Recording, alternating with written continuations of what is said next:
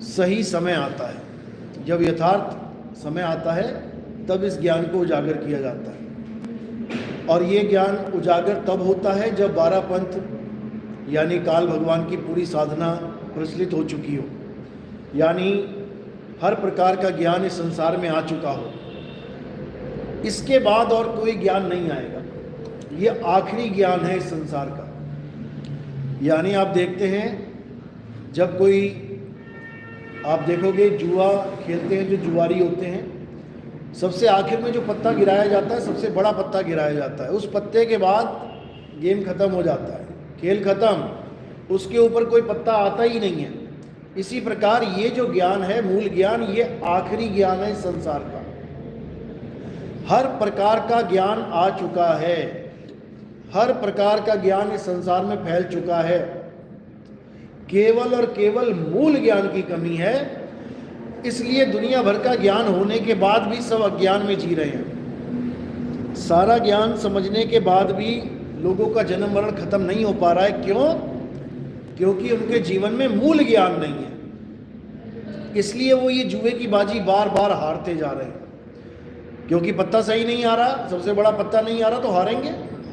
इसी प्रकार सबसे बड़ा ज्ञान जो इस संसार में है वो है आत्मज्ञान। आत्मज्ञान से बड़ा इस संसार में कोई ज्ञान नहीं है। आत्मज्ञान के द्वारा ही अपने आप में रमे हुए परमात्मा को जाना जा सकता है। परमात्मा आप में रम रहा है, कहीं और नहीं खड़ा है कि कहीं और परमात्मा रहता है और आप यहाँ पर हो।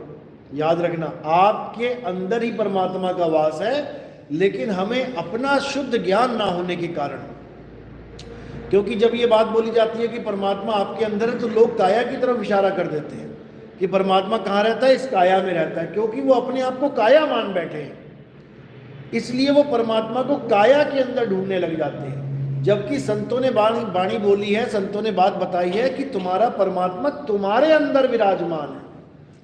तुम्हारे अंदर विराजमान का मतलब ये है कि पहले तुम्हें ये जानना पड़ेगा कि मैं कौन हूं, और जब तुम ये जानोगे कि मैं कौन हूं, तब तुम्हें समझ में आएगा कि मैं शरीर हूं ही नहीं। मैं क्या हूं? मैं एक आत्म तत्व हूं, आत्मा हूं। तो जब अपने आप को आत्मा करके जानोगे, तब समझना कि अब तुम्हें परमात्मा मिलेगा, अब कोई रोक नहीं सकता। इसीलिए साहिब ने बोला कि ज्यों तिल माही तेल है और ज्यों चकमक में आग, और तेरा साईं तुझ में है, जाग सके तो जाग। कि तेरा साईं तेरे अंदर है भाई, तेरी काया के अंदर नहीं है।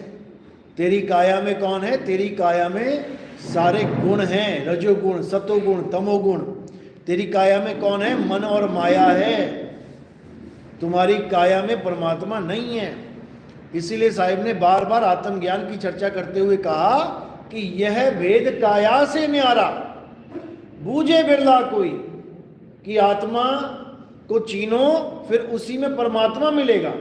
यानी पहले दूध को चीनो और फिर उसी में तुम्हें घी का वास मिलेगा। वो दूध से न्यारा नहीं है। लेकिन इतनी सी बात समझने में बड़े बड़े ऋषि मुनि फेल हो गए, बड़े बड़े पीर पैगंबर फेल हो गए। वो अल्लाह को, खुदा को, भगवान को सातवें आसमान पे ही ढूंढते रह गए, जबकि वो अंदर की बात थी, वो सांकेतिक ज्ञान था। मूसा अलैहिस्सलाम को पहाड़ पे चढ़ाया गया, वो सांकेतिक ज्ञान था। वो पहाड़ पे चढ़ के खुदा से बात कर पाए, ये सांकेतिक ज्ञान है। क्या पहाड़ पे चढ़ने की जरूरत थी? क्या खुदा की आवाज जमीन पे नहीं आ सकती? कि खुदा की आवाज केवल पहाड़ की चोटी तक आएगी? क्या वो नीचे खड़े होकर बात नहीं कर पा सकते थे? ये सब सांकेतिक ज्ञान है, ये भेद हैं, ये रहस्य हैं। वो पहाड़ कौन सा है, जब तक ये समझ में नहीं आएगा तब तक तुम्हें पता ही नहीं लगेगा कि आखिर अल्लाह से बात हो तो हो कैसे। आज भी वो पहाड़ वहां पे है। आज क्यों नहीं कोई चढ़ के बात कर लेता अल्लाह से?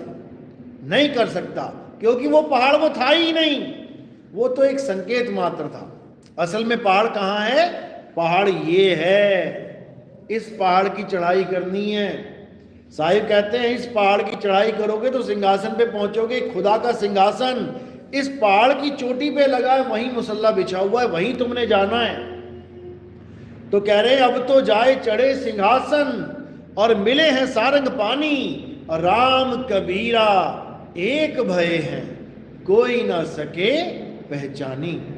वो राम और कबीरा एक तभी होंगे जब इस पहाड़ पे चढ़ेंगे। जो इस पहाड़ पे नहीं चढ़ पाएगा वो सदा सदा के लिए नीचे ही धक्के खाएगा। और नीचे कहाँ जाएगा? लख 84 में जाएगा।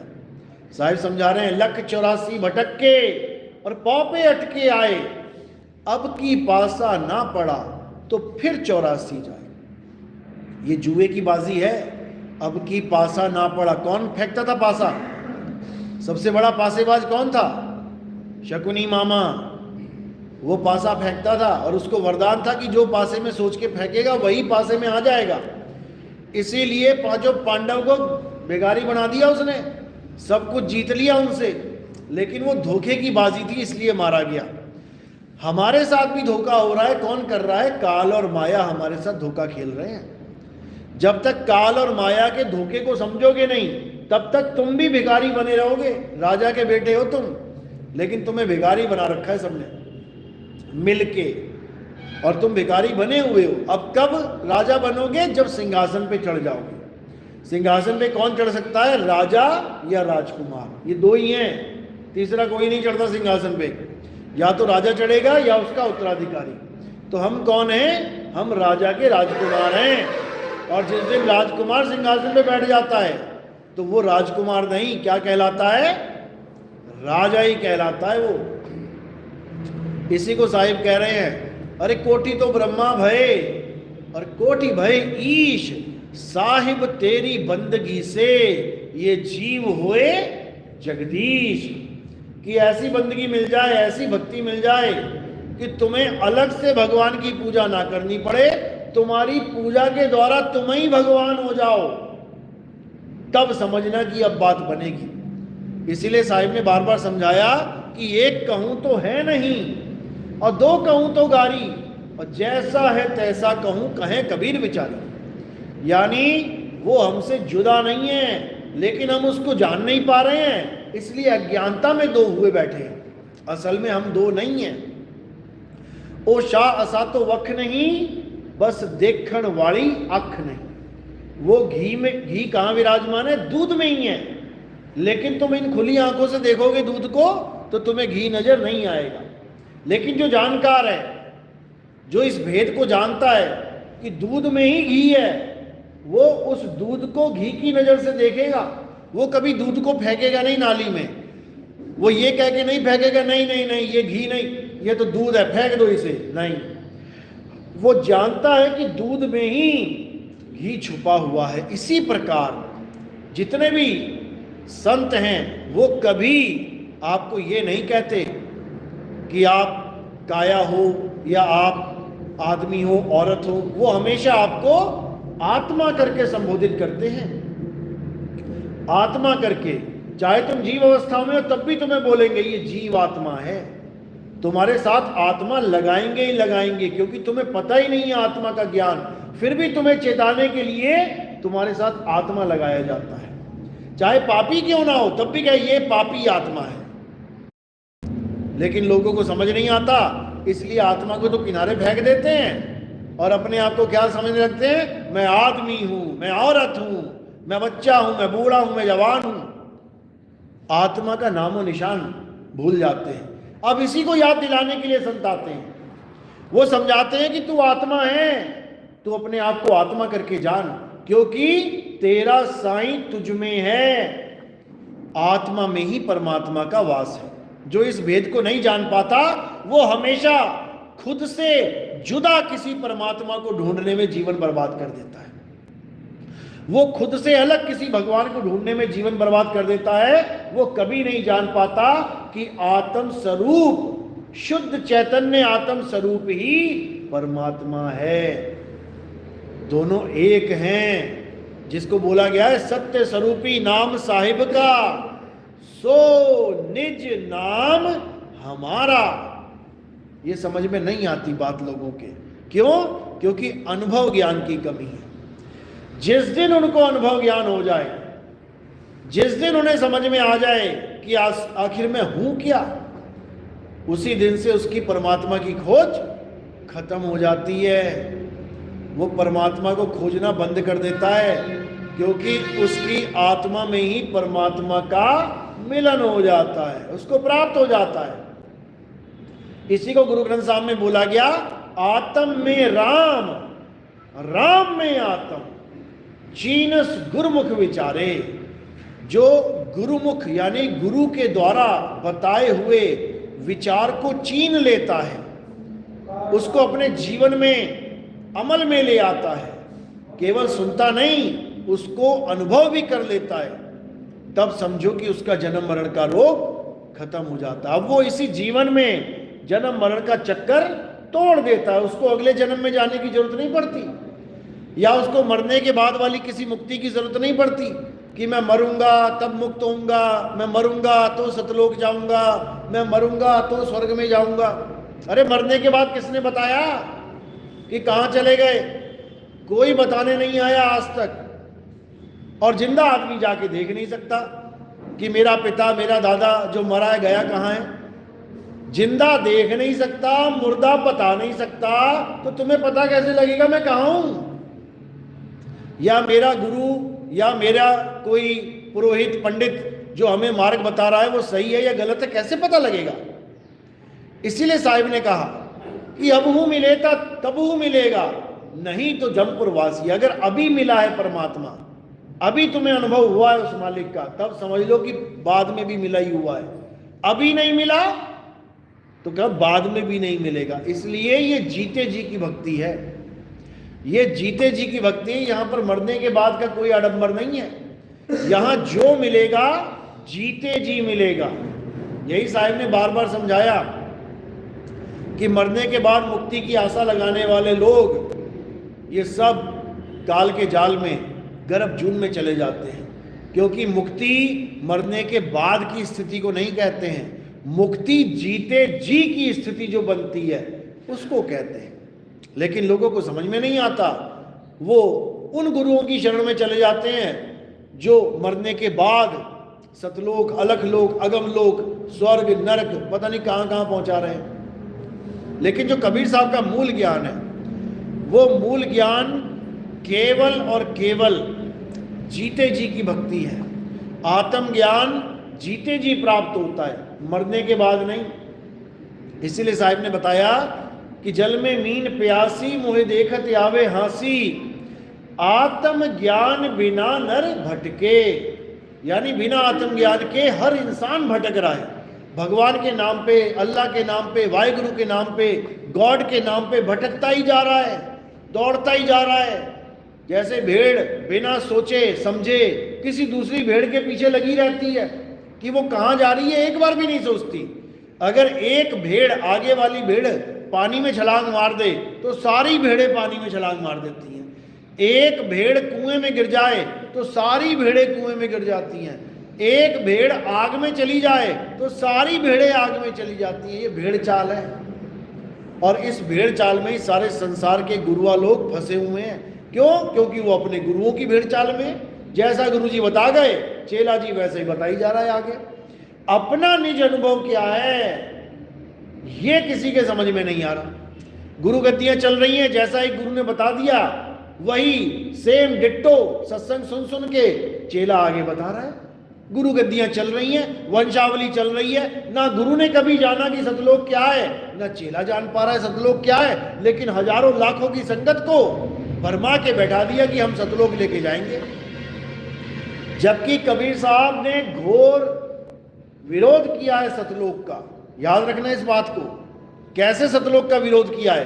पहली बात तो इन लोगों का सतलोक डुप्लीकेट सतलोक है, जिसमें सोने के पहाड़ हैं। अब इनको पूछो सोने का पहाड़ है, भैया सोना तो मिट्टी से निकलता है, यानी वहां मिट्टी भी होगी। फिर वो कहते हैं वहां पे काजू बादाम किशमिश है, तो काजू बादाम किशमिश तो पेड़ों से प्राप्त होते हैं। पेड़ 1,84 जून होती है, इसका मतलब तुम्हारे सतलोक में 84 लाख योनियां भी हैं। फिर कहते हैं वहां दूध की नदियां हैं, दूध आदमी तो देगा नहीं, दूध तो गाय बकरी देगी, इसका मतलब वहां पे दूध देने वाला भी कोई है। फिर 84 का चक्कर है वहां पे। यानी कि जो तत्व तुम्हें यहां दिखाई दे रहे हैं, माया ने ऐसे ही तत्वों के द्वारा एक नकली सतलोक की रचना की है। और कबीर साहब सतलोक के घोर विरोधी हैं।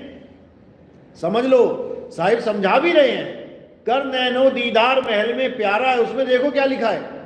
सारी रचना समझा के, सतलोक, अलखलोक, अगमलोक, सारी रचना बताने के बाद क्या कह रहे हैं? अरे काया भेद किया निर्वारा, ये सब रचना पिंड मंझारा, माया अवगति जाल पसारा, सो कारीगर भारा है। कर दिया ना खात्मा। 2 ही लाइनों में सारे सतलोक, अलखलोक, अगमलोक सबका खात्मा कर दिया। कहीं नहीं जाना, कहीं जाना ही नहीं है। अरे ना कहीं आना और ना कहीं जाना, आपे में आप समाना, अपने आप में समाना है। कैसे समाएंगे? आगे खुलासा कर रहे हैं। कह रहे काया भेद किया निर्वारा, ये सब रचना पिंड मंजारा, माया अवगति जाल पसारा, सो कारीगर भारा है। आदि माया कीनी चतुराई, और झूठी बाजी पिंड दिखाई, अवगति रचना रची अंड माही, ताका प्रतिबिंब ढाला है। यानी जितनी भी ये काया के अंदर रचना, कोई कह रहा है इंगला पिंगला सुषमना से जाएंगे, वहां पर ऐसा होगा वैसा होगा, सब माया का जाल है। कोई कह रहा है नाभि से उठेंगे, ऐसे चलेंगे वैसे, सब माया का जाल है। कोई कह रहा है श्वासों में ध्यान लगाएंगे, सोहंग सोहंग जपेंगे, श्वासों के द्वारा प्रकाश ही प्रकाश, सब माया का जाल है। A to Z माया का जाल है। तुम निकल ही नहीं सकते माया के जाल से। कैसे निकलोगे? एक ही फार्मूला है, केवल एक फार्मूला है। और वो फार्मूला क्या है? साहिब समझा रहे हैं, शब्द विहंगम चाल हमारी, और कहे कबीर सतगुरदई तारी, खुले कपाट शब्द झनकारी, और पिंड यंड के पार, सो देश हमारा है। इस 2 लाइनों में निबेड़ा कर दिया कि सबसे पहले तो समझ लो कि विहंगम चाल क्या होती है। जो गुरु तुम्हें काया से लेके जाए, पहले मूल चक्र जागृत करवा दिया, फिर स्वाद चक्र पे आ गए, नाभि चक्र पे आ, ये सब नकली चाल है, ये विहंगम चाल नहीं है। कोई कहे कि श्वासों पे चलेंगे, नकली चाल है, विहंगम चाल नहीं है। कोई कहे कान बंद करके अनहद नाद से चलेंगे, नकली चाल है, बिल्कुल गलत है। असली चाल क्या है? शब्द विहंगम चाल हमारी, पक्षी की चाल, जमीन से उड़ा सीधा डायरेक्ट आसमान में, no any stoppage, non stop जाएगा बिल्कुल। तो सतगुरु क्या करता है? सतगुरु तुम्हें विहंगम चाल देता है, और विहंगम चाल सीधे शब्द पे निशाना मारना है, सीधे शब्द पे। क्यों? क्योंकि जहां पे निशाना लगाओगे वहीं तुम्हारा वास हो जाएगा। जहां आशा वहां वासा। तो निशाना कहां लगेगा? निशाना कोई मारे संत सुजान। कोई बिरला ही निशाना मारेगा और सीधे निशाना शब्द में लगाएगा, और क्या होगा फिर जो सूरत का निशाना है सीधे शब्द में जाके शब्द में ही समा जाएगा। जाप मरे अजपा मरे, अनहद भी मर जाए, सूरत समाए शब्द में, और वाको काल ना खाए। तो हमारा वास कहां हुआ? शब्द में। सूरत समाए शब्द में। तो शब्द क्या है? हमारा निज स्वरूप।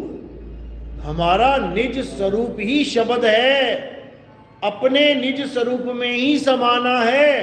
तो सतलोक कहां गया? ये अलख लोक कहां गया? ये अनामी लोक कहां चला गया?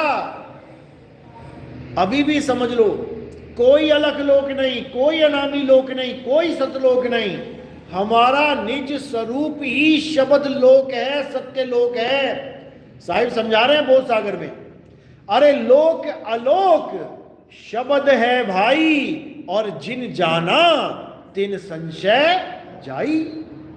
कि अगर तुम सतलोक जाना चाहते हो तो तुम्हें शब्द गुरु की शरण में जाना चाहिए। शब्द ही सतलोक है, शब्द ही अलख लोक है, शब्द ही अनामी लोक है। वो शब्द के पर्यायवाची नाम हैं, क्योंकि हमने शब्द में ही समाना है। जो गुरु शब्द देता है उसी में चेला समाता है। देखो साहिब क्या कह रहे हैं, रहना नहीं देश बेगाना है। अभी इस देश में रहते हम लोग बेगाना है। अरे ये धरती कागज की पुड़िया, बूंद पड़े घुल जाना है। ये संसार झाड़ और झाखड़, अरे उलझ पुलझ मर जाना है। कहे कबीर सुनो भाई साधो, सतगुरु नाम ठिकाना है। नाम कोई मंत्र नहीं है कि नाम कोई मंत्र है, गुरुजी ने नाम मंत्र दे दिया, मैं जप रहा हूं राधे राधे राधे राधे, राम राम राम राम, अल्लाह अल्लाह अल्लाह, वाहिगुरु वाहिगुरु वाहिगुरु। ये नहीं है नाम कि कोई कहे ओम कलियम हरियम शरियम ज्योत निरंजन ओंकार आरंकार सो सतपुरुष अकाल मूर्त शब्द स्वरूपी राम ओम तत्सत, ये वो, ये नहीं है नाम। कोई कहे सोंग सोंग ओम ओम, लगे हुए सारे नाम जपने में, ये नहीं है नाम। सतगुरु नाम ठिकाना है, यानी नाम वो वस्तु है जिसमें तुम्हारी सूरत रम जाएगी, समा जाएगी, तभी तुम्हारी मुक्ति होगी, तभी काल भगवान से तुम्हारा पीछा छूटेगा। नहीं तो ये काल किसी को छोड़ने वाला नहीं। अरे ब्रह्मा विष्णु महेश जी को नहीं छोड़ा इस काल ने, उनकी पत्नी को काल ग्रास किया, शंकर जी जीवित नहीं कर पाए। महामृत्युंजय मंत्र उनके पास है, तब भी जीवित नहीं कर पाए। विष्णु जी प्रकट हुए, विष्णु जी भी जीवित नहीं कर पाए। तो क्या किया हार के? 9 टुकड़े कर दिए माता के। क्यों किए? क्योंकि शंकर जी अपना काम ही भूल गए करना। माता को, सती माता को कंधे पे उठा के घूम रहे हैं और अपना जो संहार का कार्य है वही भूल गए, शोक में चले गए। तो विष्णु जी आए, बोले ये तो सृष्टि खत्म हो जाएगी ऐसे, ये शंकर जी तो अपना कार्य कर ही नहीं रहे हैं, और माता के 9 टुकड़े कर दिए। जीवित भी तो कर सकते थे लेकिन नहीं कर पाए। क्यों? क्योंकि जब तक इस सृष्टि का मालिक नहीं चाहता तब तक ना तो किसी की मृत्यु होती है ना ही कोई जीवित हो सकता है। गणेश जी को जीवित कर दिया, गर्दन कटी हुई थी फिर भी कर दिया, लेकिन अपनी धर्म पत्नी को नहीं कर पाए। इसके पीछे बहुत गहरा राज है, अभी समझ में नहीं आएगा। जब गहराई से जानोगे कि आखिर ये सृष्टि रचना हो कैसे रही है, आखिर कौन है जो कुल का मालिक है, ये काल कौन है, ये 3 गुण कौन है, ये माया कौन है, तब समझ में आएगा सारा खेल। तो साहिब समझा रहे हैं, अक्षर पुरुष एक पेड़ है और निरंजन वाकी डार, ये 3 लोक शाखा भय, 3 देव शाखा भय और पात रूप संसार। इसी बीजक के दोहे में पूरी सृष्टि रचना है, लेकिन कोई इसको समझ नहीं पा रहा। जो बीजक पढ़ रहे हैं, जो बीजक के ग्रंथ वाचन कर रहे हैं, वो भी इस दोहे को नहीं समझ पा रहे हैं। और उन्होंने क्या कर दिया? उन्होंने उस कुल मालिक सार शब्द को ही किनारे कर दिया। आज बीजक पढ़ने वाले पारक सिद्धांत के जितने महात्मा आपको मिलेंगे, वो सब क्या बोलेंगे कि सार शब्द नाम की कोई चीज नहीं होती, जबकि बीजक सार शब्द की महिमा गा रहा है। पूरा बीजक अलग रख दो और केवल एक लाइन अलग रख दो, अगर उस एक लाइन को तुमने समझ लिया तो पूरे बीजक को पढ़ने की जरूरत ही नहीं रहेगी, क्योंकि बीजक का सार है वो। क्या सार है? सार शब्द गही बाची हो, मानो ऐतबारा हो, अक्षर पुरुषिक पेड़ निरंजन वाकी डारा हो। बचने का इंतजाम बताया जा रहा है। कोई भी ग्रंथ हम क्यों पढ़ते हैं? ताकि हम भवसागर से पार हो जाएं। कोई गीता पढ़ रहा है क्यों? ताकि हम भवसागर से पार हो जाएं। कोई कुरान पढ़ रहा है क्यों? ताकि हम भवसागर से पार हो जाएं। कोई वेद पढ़ रहा है क्यों? क्योंकि हम भवसागर से पार हो जाएं। कोई गुरु ग्रंथ साहब पढ़ रहा है क्यों? ताकि हम जन्म मरण से मुक्त होके भवसागर से पार हो जाएं। कोई बाइबल पढ़ रहा है तो क्यों? क्योंकि वो इस संसार सागर से मुक्त होकर अपने मालिक की शरण में चला जाए, इसीलिए तो पढ़ा जा रहा है। लेकिन जो असली बात है जिससे तुम इस भवसागर से निकलोगे, काल जाल से बचोगे, हम उसी लाइनों को अगर डिनाई कर दें, फेंक दें, हम समझे ही ना, तो हमारा कल्याण होने वाला नहीं है। तो बीजक ग्रंथ हमें बिल्कुल सटीक वाणी से समझा रहा है कि अगर बचना है तो सार शब्द को जान लो। सार शब्द गही बांची हो। अब बांची हो लिखा है यानी बचोगे उससे, तो हमें मार कौन रहा है? बचना है किससे? पहले तो ये जानना पड़ेगा। और अगर कोई मार रहा है तो बचेंगे कैसे? सार शब्द से। तो ये सार शब्द क्या चीज है? जैसे बाहर गोलियां चल रही हैं, अब तुमने जाना भी है सड़क पार करके, कैसे जाओगे? तुम बुलेट प्रूफ कार में बैठ के जा सकते हो, बुलेट प्रूफ जैकेट पहन के जा सकते हो, सारे कपड़े पहन के जा सकते हो, गोलियां चल भी रही हैं तब भी तुम्हें नहीं लगेंगी। अब कोई कहे कि बुलेट प्रूफ कार कुछ नहीं होती,